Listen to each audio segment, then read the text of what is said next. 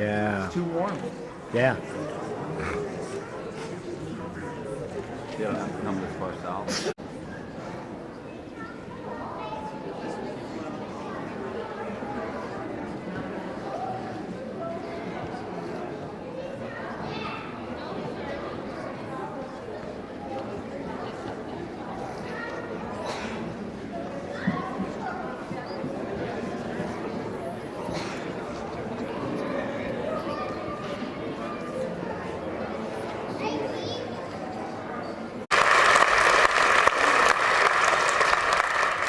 Good morning. It's a pleasure to be here. You're going to notice she looks like an adult now. She's 7. She's got that nice, bright, rusty red tail. That red-tailed hawk shirt.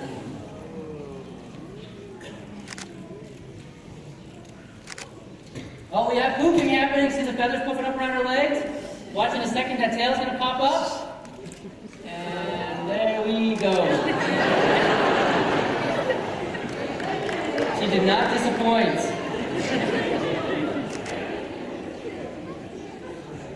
Now, if you could come up here and check out her poop in first person, you'd notice there's a bunch of white liquidy stuff. When birds go to the bathroom, that's their number 1. There's also some dark chunky stuff in there too. That's number 2. When birds go to the bathroom, they do number 3, 1 and 2 at the same time. And there we got some number 3. Now, first thing, check out her talons. She has scales all the way to the tips of her toes. Those scales protect her toes if she gets bitten or scratched. Acts a bit like armor. So once she's got a hold of it, and her prey is dead or near dead, look at her beak. Really sharp along the edges, and she uses that sharp beak to start to rip her prey apart. So basically, her feet are glorified forks, and her beak is a knife that she uses to tear her food into smaller pieces. And then look at her eyes. This bird, their vision, it's incredible. She could be up on that light pole, 40 plus feet off the ground, and she can see with the detail to be able to read letters at the eye chart all the way to the ground. And she's looking for mice. She's looking for well-camouflaged mice, rats, chipmunks. Red-tailed hawks are primarily rodent specialists. They will go after other things like squirrels. Adult rabbits tend to be a little big for them. They will go after waterfowl with ducks, mallards. That's probably the biggest prey that they'll catch. Well, besides chickens. These birds have the nickname of the chicken hawk. They tend not to go after chickens right away, but if they're a little hungry, and they're like, I'm going to give it a go, and they win, and they figure out chicken's delicious, like we figured out. Then you have a red-tailed hawk that learns you're going to go after chickens. But they tend to be a rodent specialist, and it's one of the reasons why they play a very important role in our environment. Even as a chicken farmer, they're helping control rodent populations. Now, for as big as this animal looks, if you could hold her on your arm here, she only weighs 3 pounds. We weigh all of our birds in grams. And to think of a gram is simply a paperclip. Okay? So this bird weighs, I weighed her yesterday. She weighed in at, what did you weigh? 1,500 paperclips. Which is about 3 pounds. Those bones will stabilize her head, maybe. She's not too busy looking on what's going on behind her. There you go. And she does it or not do it based off of her own. Right? So she'll freeze her head when she sees that mouse, even if her body is moving, even while she's flying. Let me see if she'll show you this way. She's doing it a little bit. But imagine those wings flapping, her body bouncing around, her head stays still. So she will always keep in sight her lifeline, that well-camouflaged mouse that she needs to catch and eat. When we turn her around here, they tend to have a dark back, and of course that rusty red tail if you can see it.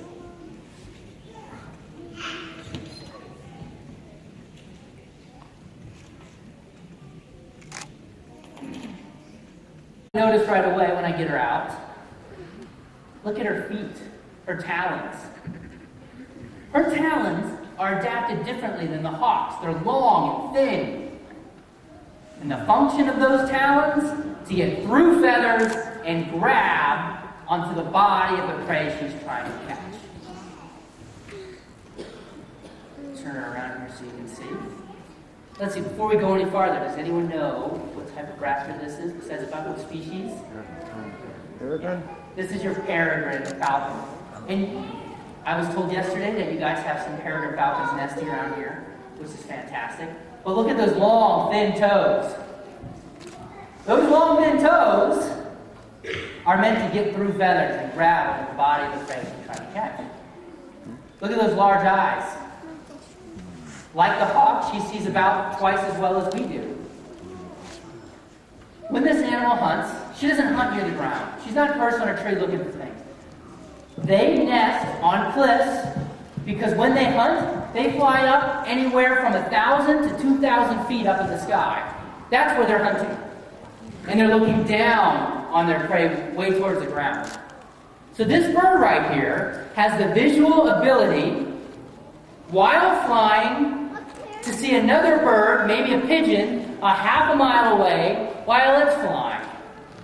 And that's not even the amazing part. When she tucks those long, thin wings and dives, and that dive is called a stoop, she can reach speeds of 180 to 200 miles an hour, while keeping her sight and focus the entire time while it's moving. And she does that because of those bones in her neck, just like the hawk, stabilize her head while she's bouncing around in the turbulence. What you're looking at are a group of animals that are finely adapted to survive in their environment. We could do this program for 5 hours, and I could keep going on and on about all the different things that these animals have to be successful. It's really quite mind-boggling, and it makes my job very interesting because I'm always learning something new. But look at her head. You see right now as she's looking past one shoulder? Our necks limit our ability to move our head. We can go to one shoulder, to the other, we can look up, we can look down, and that's pretty much it.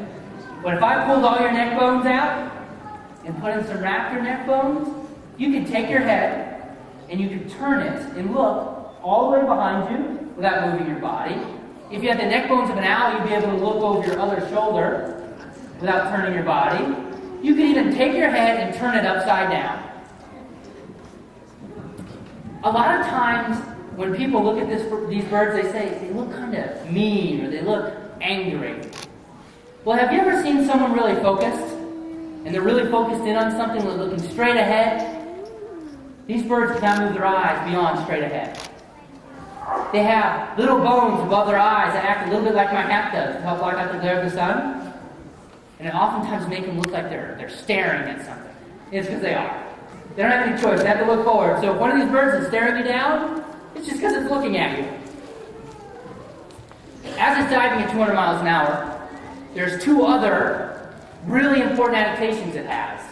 One, if I sprayed some water at her right now, she's going to close what's called a nictitating membrane. It's a clear eyelid. That eyelid kind of acts like a windshield wiper, clearing your lens or her cornea of her eye off. But she can also keep that eyelid closed. And because it's clear, it acts as goggles and protects her eyes from air and dirt coming into her face at nearly 200 miles an hour. It has a cone in front of it. Think about the big jumbo jets. You look at the engine, there's a cone in front.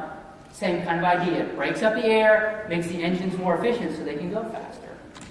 She has this naturally adapted into her body. Are you ready to eat? I think she's ready to eat. Alrighty, why not? Look at those long thin wings. Think she's excited? Do you see her right wing, the wing closest to me, droops down a little bit? This bird was shot with a shotgun. And that's why she was admitted to the Raptor Center. She's about 14 years old.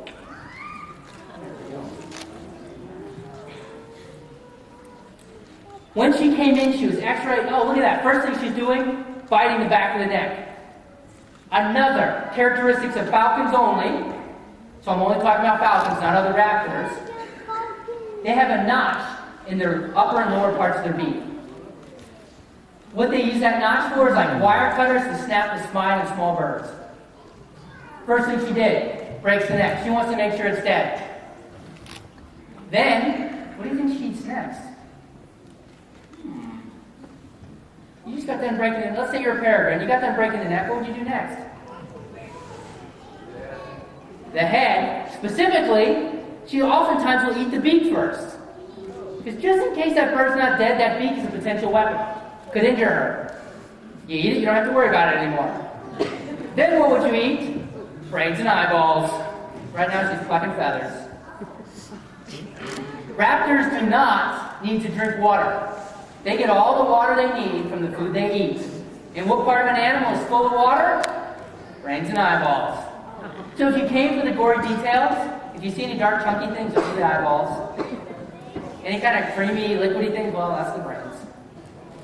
She's not picky. She's not like us. She's not like, oh, brains, no, I don't eat that. One bite. She eats it all.